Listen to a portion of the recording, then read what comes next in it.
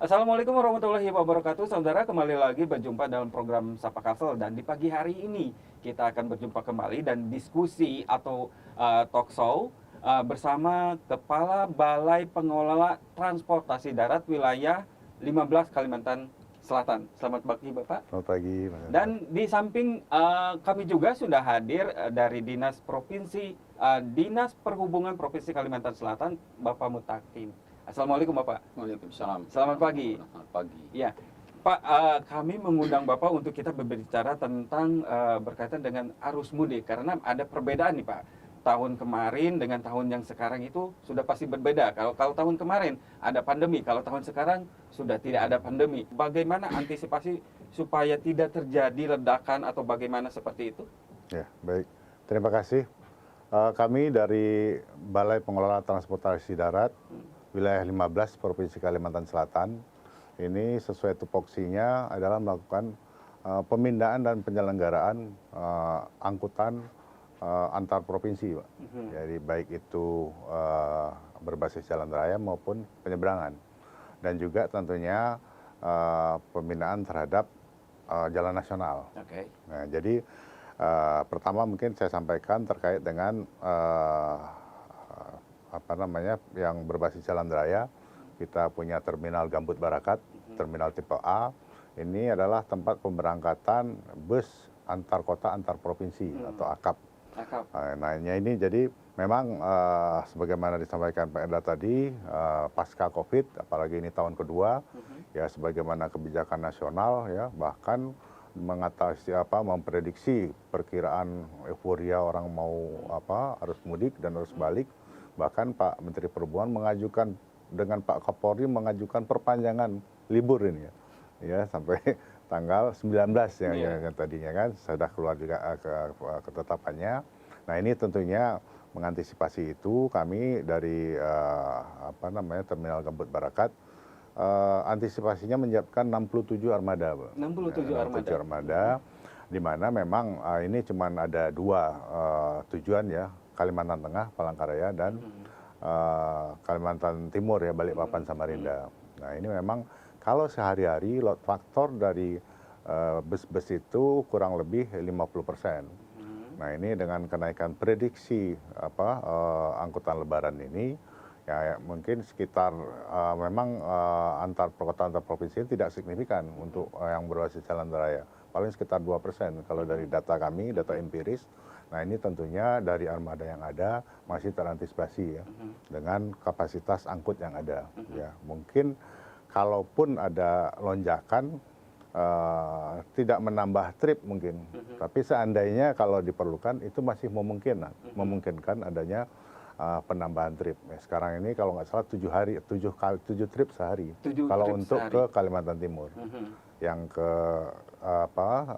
Palangkaraya 4 ya. 4. Nah, berarti jadi, kalau untuk dalam skemanya, apakah ada peningkatan dibanding dengan tahun lalu, atau emang udah standarnya seperti ini, Pak?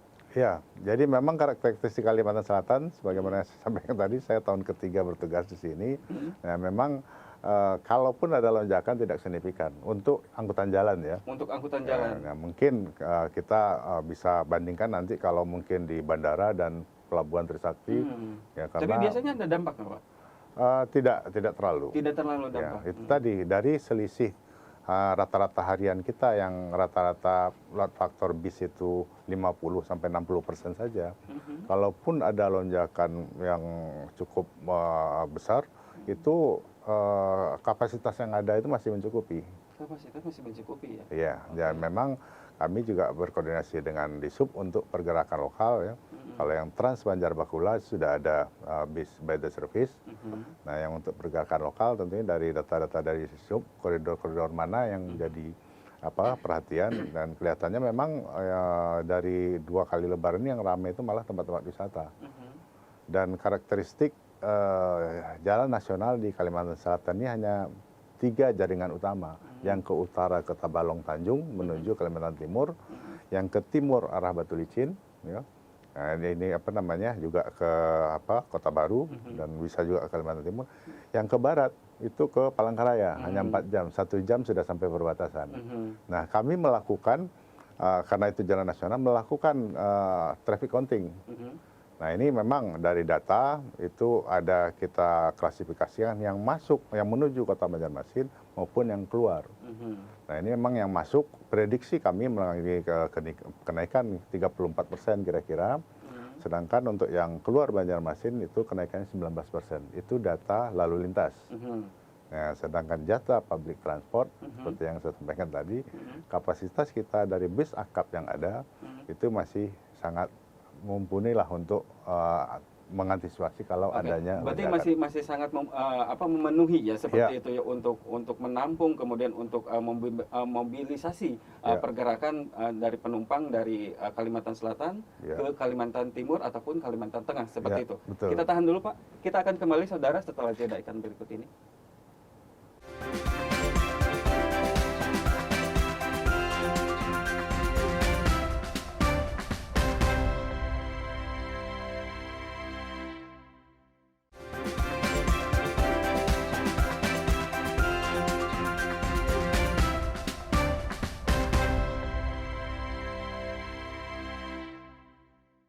Terima kasih saudara masih di Sapa Kalsel dan kita kembali lagi melanjutkan perbincangan di pagi hari ini. Sekarang ke Dinas Perhubungan Provinsi Kalimantan Selatan. Apa nih pola yang akan dilakukan oleh Dinas Perhubungan Kalimantan Selatan, Pak? Baik, terima kasih. Selamat pagi. Kami dari Dinas Perhubungan Kalimantan Selatan untuk para pemudik kita menyediakan 3 jalur sebenarnya. Jadi jalur utara dan jalur selatan. Jalur utara itu meliputi dari Banjarmasin ke Kabupaten Banjar, Tapin, Hulu Sungai Selatan, Hulu Sungai Tengah, Balangan, Tanjung, dan Ambuntai. Keadaan jalur ini bisa kita kondisikan untuk dilalui jalur mudik, dan alhamdulillah sudah baik jalannya, sudah bisa. Kemudian jalur yang kedua adalah Jalan Margasari. Jalan Margasari ini kita mulai dari Banjarmasin ke Barito Kuala, terus ke Kabupaten Tapin, dan ke Hulu Sungai selanjutnya. Itu bisa motong ini ya Pak ya, jarum ya Pak ya? Kan kalau yang jalan Jalan tempuh. dari jalan baru ini, yang jalan itu jalan nasional sebenarnya, jalan nasional itu bisa memotong waktu 2 jam kalau kita mau ke Kandangan atau ke Barabai. Kalau bisa sekarang lewat jalan Ayah ini bisa 4 jam, kita bisa melewati 2 jam sudah sampai. Itu jalur alternatif atau emang udah jalur yang untuk difungsikan untuk arus mudik Pak? Itu seperti itu? Itu jalan alternatif, dan itu sudah menjadi jalan pilihan dari masyarakat, terutama mobil-mobil pribadi. Kalau mobil-mobil yang penumpang biasanya tidak lewat di situ karena masih agak sepi, Nah, kemudian jalur yang ketiga adalah jalur Banjarmasin ke Tanah Laut, Tanah Bumbu, dan Kota Baru. Di sini kita di Dinas Perhubungan juga ada kendala tentang jalur ini, karena banyak jalan-jalan yang bergelombang, mulai dari Sebamban 2 itu jalannya agak rusak. Kemudian yang di kilometer 171 di Kecamatan Satui itu longsor. Itu ada longsor dan sampai saat ini tidak bisa dilewati oleh kendaraan roda 4. Oleh karena itu di sana dibuatlah jalan alternatif. Jalan alternatif ini sekitar 2,5 kilo. 2,5 kilo? Ya, 2,5 kilo. Nambah jarak atau nambah jarak, bukan jarak. motong, nambah jarak malah. Dan jalannya ini sangat memprihatinkan memang. Tapi ada himbauan dari Disub sendiri? Ada himbauan untuk dari kami. Di sana kami akan memberikan posko, dan BPJN akan menyediakan alat berat apabila ada mobil-mobil yang terperosok atau misalnya macet di sana, karena rawan macet.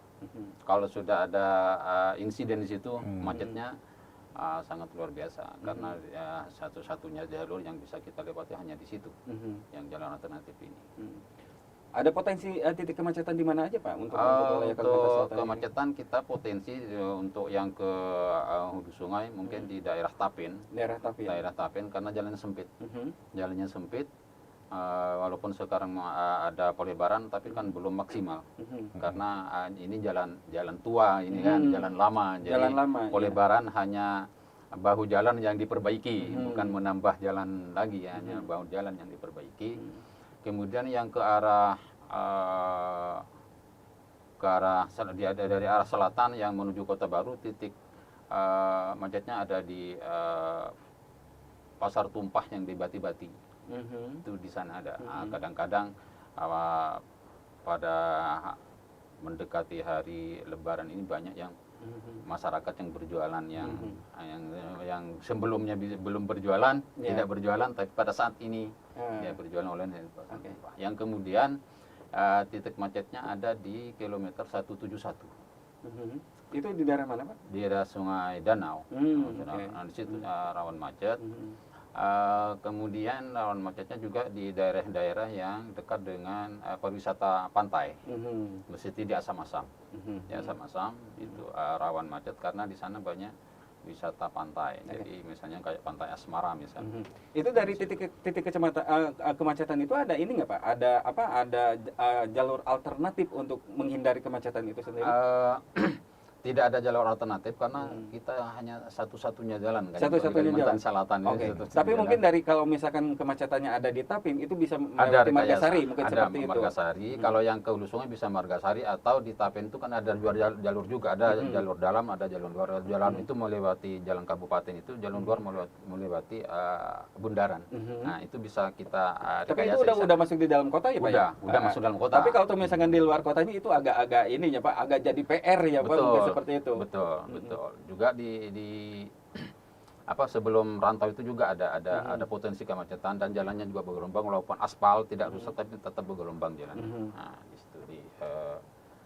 situ juga ada potensi untuk kemacetan. Oleh karena itu kami dengan Dinas Perhubungan Provinsi dengan Dinas Perhubungan Kabupaten Kota sudah berkolaborasi untuk memecah apabila nanti ada kemacetan-kemacetan ini. Dan posko-posko sudah ada spot-spot yang telah kami tentukan. Dalam waktu dekat ini akan kami kirim semua ke kabupaten di mana harus mendirikan posko, di mana harus ada rekayasa, di mana sudah kami persiapkan. Oke. Pak, kalau dari Bapak sendiri, kalau tadi kan Bapak mengurus tentang angkutan untuk luar provinsi ya, Pak ya? Antar provinsi ya, seperti itu. Nah, ketika misalkan ada titik-titik kemacetan seperti itu, apakah ada jadwal keberangkatan bis supaya tidak terlalu menumpuk misalkan di dalam satu waktu, atau bagaimana, Pak? Ya, jadi memang keberangkatan bis ini udah ada timetable-nya ya. Oh, ada timetable-nya. Ada timetable-nya. Nah, ini sudah diatur dengan jarak yang proporsional, yang kira-kira tentunya tidak berdekatan. Nah, terhadap tadi yang disampaikan Pak Mutakin dari Dishub, memang kami ini di Dijen Perhubungan Darat selain terkait dengan pembinaan angkutan juga tentu ke jalan nasional. Ya. Nah, kami di sini konsolidasi di daerah, itu baik dengan Dishub maupun ujung tombak terakhirnya sebetulnya manajemen rekayasa lalu lintas itu di Polri, ya kan? Nah, bahkan tadi kalau ada Pasar Tumpah itu Satpol PP yang bisa, bukan polisi. Ini kami udah konsolidasi terkait itu, terkait dengan. Nah, biasanya kalau misalkan efek dari kemacetan ini, biasanya bis ini datangnya terlambat ke terminal, dan ketika itu terlambat ke terminal, itu akan terjadi penumpukan penumpang. Ini ada antisipasi seperti apa nih, Pak? Ya. Antisipasinya kalau ya itu yang saya sampaikan tadi, range antara interval bis di Terminal Gambut Barakat ini lumayan jauh. Jadi kalau terjadinya penumpukan penumpang sampai saat ini sih belum terjadi. Tapi antisipasi kami pun sebetulnya sentral dari 4 koridor pelayanan by the service, angkutan lanjutan itu pelayanannya 10 menit sekali. 10 menit sekali. Jadi selama ini itu masih bisa tersalurkan itu. Masih bisa tersalurkan ya. Oke. Pak, kembali lagi ke Pak Mutakin.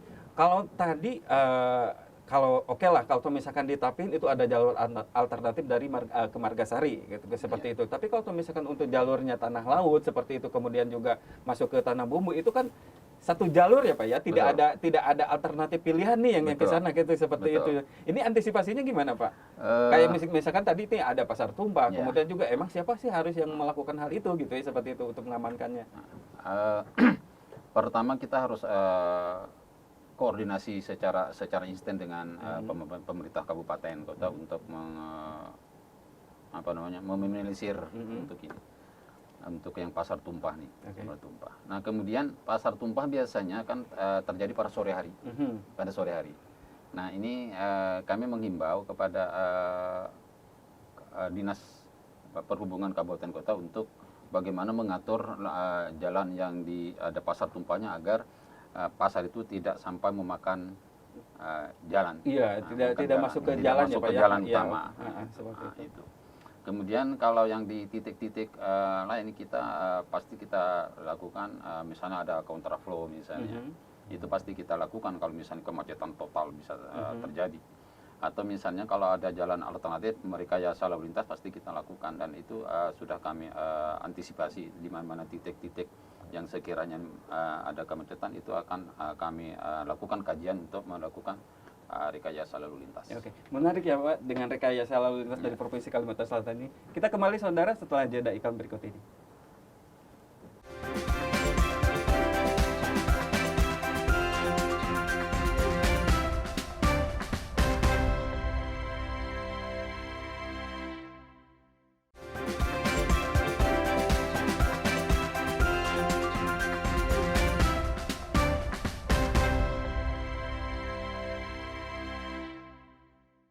Terima kasih saudara, masih di Sapa Kalsel dan kita kembali lagi melanjutkan program di pagi hari ini dalam Sapa Kalsel. Pak, dari di Provinsi Kalimantan Selatan nih, ada program apa nih tahun ini untuk arus mudik ini? Baik, Dinas Perhubungan Kalimantan Selatan tahun ini akan mengadakan mudik gratis.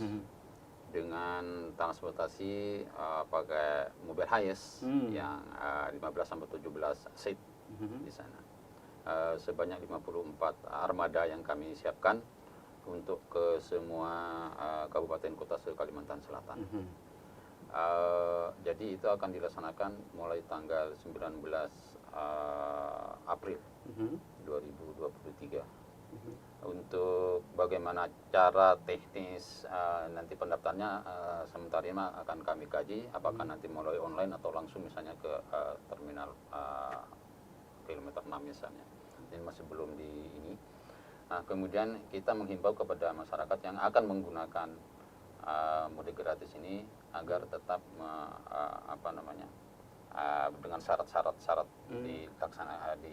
dipenuhi. Berarti ada pendaftaran sebelumnya Pak ya untuk mudik gratis itu? Kita harus didaftar supaya tidak terjadi kekacauan, keributan antar penumpang. Jadi kalau misalnya kita daftar nanti tempat duduknya, kalau di Kalimantan Selatan kan pakai tempat duduk Pak ya. Jadi kalau di Kalimantan Selatan nanti misalnya yang daftar tempat duduknya di A atau B sudah kita susun sedemikian rupa sehingga tidak ada rebutan lagi untuk ke seat-seat yang sudah kita sediakan. Berapa armada Pak tadi? Ada 54 armada. Ada 54 untuk 13 kabupaten kota. Untuk 13 kabupaten. Ya. Ketika misalkan nih dari Banjarmasin menuju satu kota misalkan, dari kota itu bisa ngangkut lagi ke Banjarmasin? Bisa, karena kita punya terminal. Jadi kita nanti dari terminal di sana orang-orang yang mau mudik dari Sungai misalnya mau ke Banjarmasin silakan di terminal kita, tujuan terminal misalnya ke Rantau, di sana di Rantau ada terminal, tunggu aja di Rantau. Jadi poin-poinnya tuh terminal ya Pak ya, seperti itu terminal. Ya. Oke. 54 armada untuk arus mudik di tahun ini ya, seperti itu ya. Dari tanggal 19 sampai tanggal 25. Dari 19 sampai tanggal 25 dan ini mudik dan balik. Arus mudik dan balik ya seperti itu. Dan pendaftarannya masih menunggu ya Pak, menunggu nanti pola-polanya akan seperti apa ya? Nanti kita umumkan untuk berikutnya. Oke. Dari Dirjen Perhubungan seperti apa Pak? Ada program yang menarik untuk pemecah alternatif untuk arus mudik tahun ini? Ya. Jadi kalau secara nasional sudah ditetapkan bahwa periode angkutan Lebaran itu adalah mulai tanggal 14 sampai tanggal 29 April. Di mana secara nasional data yang ada itu prediksi puncak itu adalah tanggal 19. Prediksi puncak adalah tanggal 19. Nah ini menarik juga yang disampaikan dari Disub tadi, karena tadi yang kami sampaikan untuk yang antar provinsi kita clear bahwa itu kapasitas yang ada cukup untuk memenuhi itu. Nah ini juga sebetulnya selain memudahkan mobilitas masyarakat ya, yang dari fasilitasi dari Disub tadi, sebetulnya mudik gratis di pusat itu mengurangi beban jalan raya dari angkutan pribadi, sehingga orang itu dikumpulkan tujuan mana, dan yang kedua adalah safety. Bagaimanapun euforianya angkutan Lebaran ini, keselamatan adalah yang utama. Nah, makanya dikelompokkan orang itu difasilitasi pemerintah dengan menyediakan mudik gratis. Nah, ini mungkin yang kami himbau kepada para pemudik maupun nanti arus balik, keamanan itu adalah utama. Jangan sampai kita merayakan libur Lebaran malah terdapat musibah. Itu berlaku juga untuk angkutan feri di kami. Nah, jadi kami sebetulnya di wilayah ya terkait dengan penyelenggaraan angkutan Lebaran ini memang secara nasional itu pengendali angkutan Lebaran itu di Dijen Perhubungan Darat. Ya, itu disupport dari TNI dan segala macam. Kami di wilayah juga seperti itu. Sudah mengadakan rapat-rapat sebelumnya untuk antisipasi baik mengenai sarana prasarana, ada ramcek ya, dan juga tentunya kesiapan jalan tadi. Ya, kita disub dengan Polri juga. Ya, kalau tahun lalu malah dengan kesehatan ya karena ada pandemi itu melakukan persiapan ya. Termasuk tadi itu adanya hambatan di jalan raya, balai jalan juga antisipasi. Kalaupun belum terantisipasi jalan itu terperbaiki, kendala kita ada dua tadi ya, yang ke utara dan ke timur ya, yang di daerah Satui itu ya Pak ya. Nah itu kami dari PTD Multisub tadi menyampaikan akan buka posko dan mungkin memberikan sign-sign lalu lintas ya, rambu-rambu itu. Nah, memang mungkin yang perlu diantisipasi, ini mitra kerja kita juga ada BMKG, Pak. Nah, kondisi ini akan lebih berat medan yang di jalan pengalihan itu kalau kondisi hujan. Nah, ini kan kita kerja ekstra ya. Nah, tapi kan kita juga bekerja sama dengan PU tadi, alat berat siap di lapangan, Pak ya. Nah, ini terus juga untuk di penyeberangan juga demikian. Kami akan sesuaikan data cuaca dari BMKG. Para nakoda tidak akan memberangkatkan kapal memaksakan diri kalau memang tidak diizinkan oleh Sabandar. Sabandar penguasa yang berhak memberangkatkan kapal itu dari kami. Kalau untuk dari tahun ke tahun Pak, dari data dari Dirjen Perhubungan itu sendiri, untuk penyeberangan untuk menggunakan feri seperti itu, animo masyarakatnya seperti apa Pak? Ya, jadi memang kalau yang di Batulitin Tanjung Serdang itu kan dari dataran Kalimantan ke Pulau Laut ya, Kota Baru.